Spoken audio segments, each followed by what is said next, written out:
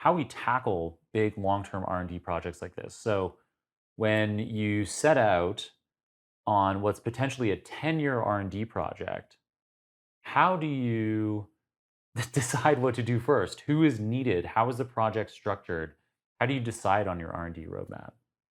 Yeah, that's a great question. I mean, in this case, I was not there for the beginning of the project. So I can infer some of that and then talk about my experience in other projects too.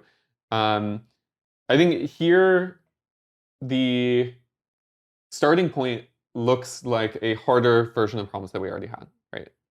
Right, like diplomacy, no press diplomacy in particular, was introducing a bunch of difficult problems, but that they didn't look so different from problems in poker, in Go, in some of these other games that we had already worked on. So we kind of like can see already the kinds of techniques that we may need to develop to get started.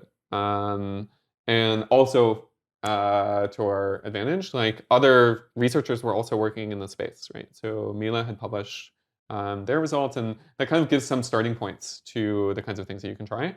Um, I think with a research project like this, you don't need to necessarily know the answer to how long it's going to take and like everything that you're going to need now, but you can start to look at the problem and like, okay, what are the challenges that we're going to face and what kind of talent are we going to need? Like, okay, this problem is a lot higher scale. We're going to need strong research engineers who can handle that scale, right? Like who can help us to scale up our reinforcement learning algorithms, who can help us to scale our planning algorithms, make those faster, make them work better.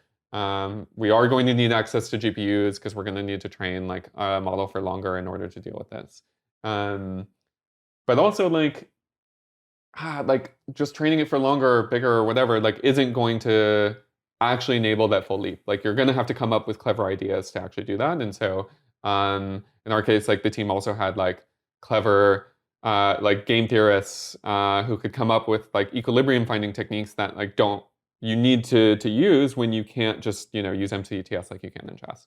Um, and so there's like research talent, there's engineering talent that you need, and then of course looking at what was there, that still only covered no press, right? There wasn't really like substantial language modeling expertise on the team, and so then the next step was bringing in a research scientist, a research engineer who had expertise in that space, and giving them the runway to work on that part of the problem, and then okay, now we need more talent on that side to like bring in another research engineer, bring in another research scientist, and like give them more uh, like capacity to keep working on that problem.